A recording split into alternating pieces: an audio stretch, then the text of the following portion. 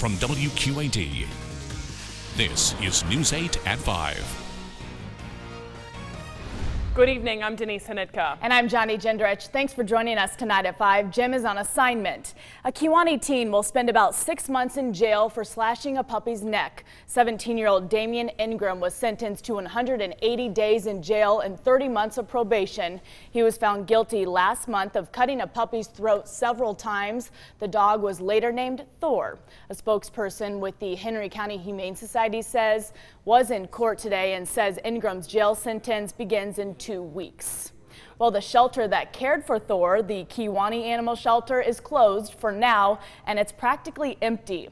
New leadership took over May 1st, and they say before they can reopen, some big changes have to be made. News 8's Elizabeth Wattis joins us live in Kewanee to explain what happened to all the animals and how the shelter can still help with animal needs.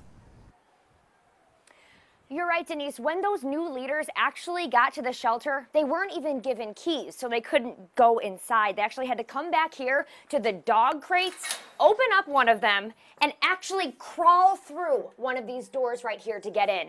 And once they got inside, they realized just how much work needed to be done.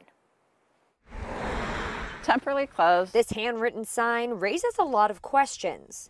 Where are the animals? Yes, that was a big one. These 2 Henry County Humane Society board members were told all animals but one were taken to different shelters. My fear was, where did they go and are they being taken care of properly? And that was my question that I asked the former president of the board. A new election brought in new leadership responsible for keeping the Kewanee Animal Shelter up and running. But every day there's a new surprise.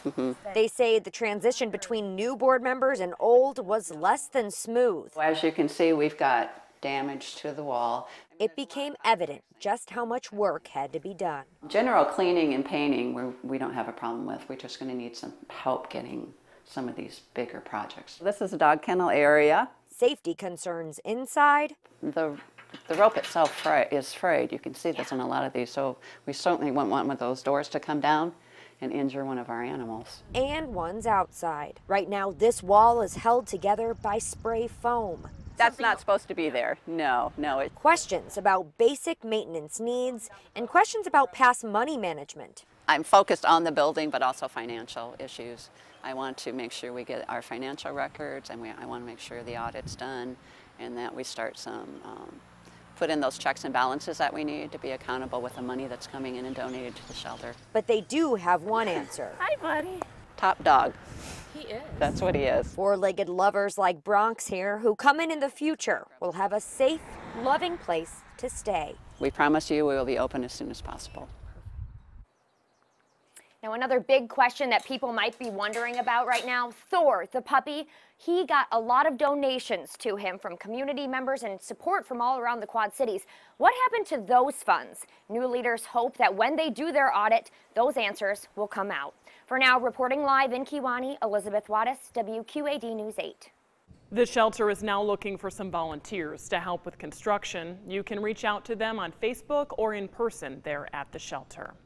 Well, another great day to get outside and enjoy the sun and all that warm air. But all good things must come to an end, right? Chief Meteorologist James Zahara has a first look at our forecast tonight. Hi, James. Hey, guys. Yeah, we're kind of due for a little water on the front yard and even the gardens as well. A lot of people were working hard on that, that's for sure. System that will bring us a pretty good chance for some scattered showers, maybe even a thunderstorm or two, is located to our north and west. The showers and storms that we're seeing right now in portions of Minnesota going to Wisconsin, not worried about that. It's going to be the stuff that will be developing ahead of that frontal boundary that we see right there. And that will be taking place sometime later on this evening, eventually advancing his way eastward and not arriving until maybe the early morning hours come tomorrow. Here are the current readings, and they're still quite warm out there, upper 70s, even some lower 80s. Right now, the Quad Cities, we've got 81 degrees, some high thin clouds about, kind of producing kind of a filtered sunshine.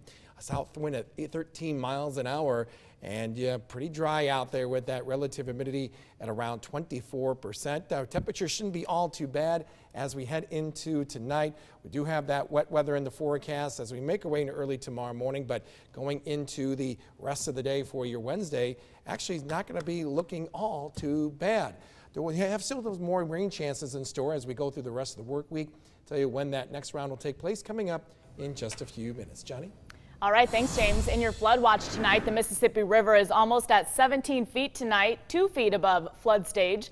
This is a look at the Sunset Marina in Rock Island from our News 8 drone.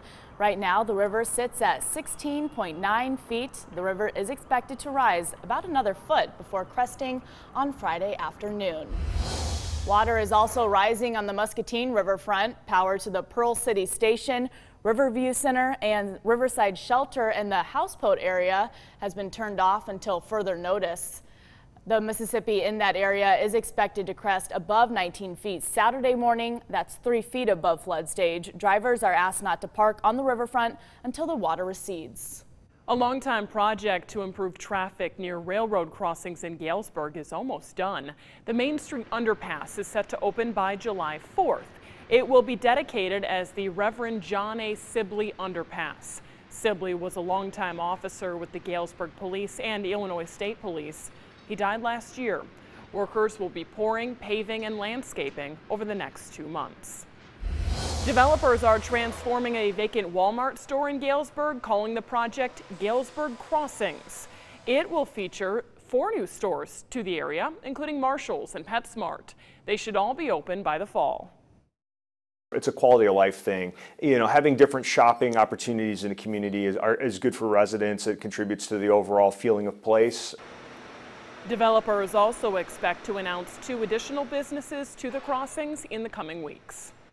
Moline city leaders are looking for someone to build a new captain's table. The old restaurant went up in flames at the beginning of the year and had to be torn down. But now management says they have plans to rebuild and make better use of the space. Plans include a second story designed for private parties and meetings, as well as a patio and fire pit. Moline is taking bids on the project until the 18th. A Facebook group devoted to helping people reunite with their stolen vehicles is now getting more popular.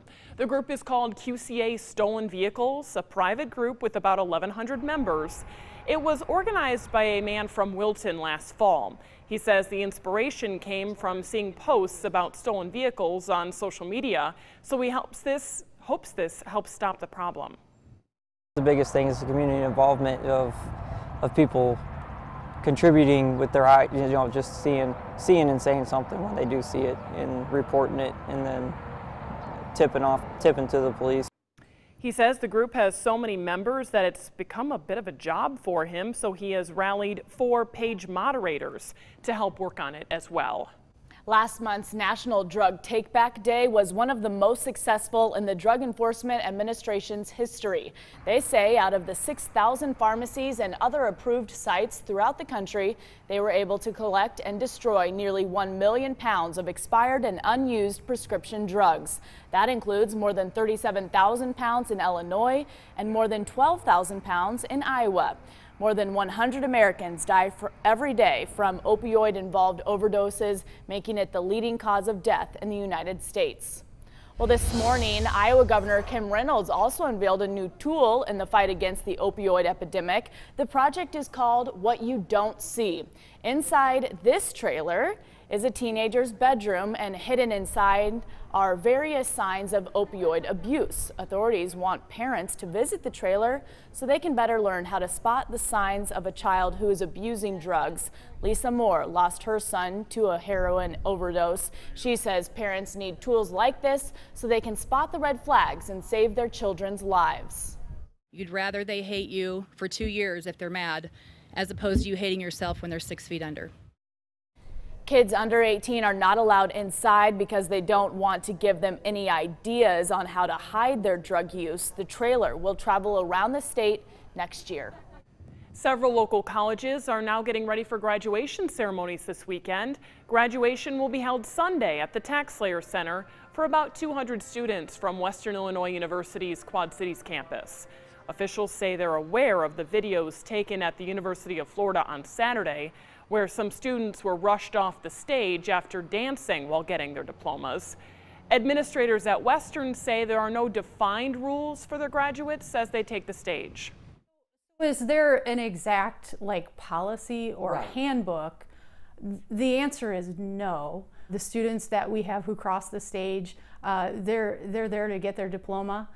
So we haven't responded to any really unique celebrations. And so, you know, we certainly encourage student individuality. The president of the University of Florida apologized for that staff member who ushered kids off stage and said it could have been handled better. President Donald Trump makes good on another campaign promise. He announced this afternoon the U.S. will walk away from the deal restricting Iran's nuclear program. The president called the deal defective at its core and says it gives Iran too much room to cheat on nuclear weapons development. President Trump saying today they will issue new sanctions against Iran, but it could take months before they go into effect. Iran's president says the country will restart enriching uranium in the next few weeks. Still ahead, honoring a local man's sacrifice. Captain Stephen Phillips, I only tip my hat, I tip my heart to him because he was the finest there is. How Alleman High School is honoring one of its own. And the weather has certainly been delightful of late, but we got a few little bumps in the road. We're talking about a chance for some raindrops rolling through the area. Show you when they'll arrive and what that means as we go through the rest of the work week right after the break here on News 8 at 5.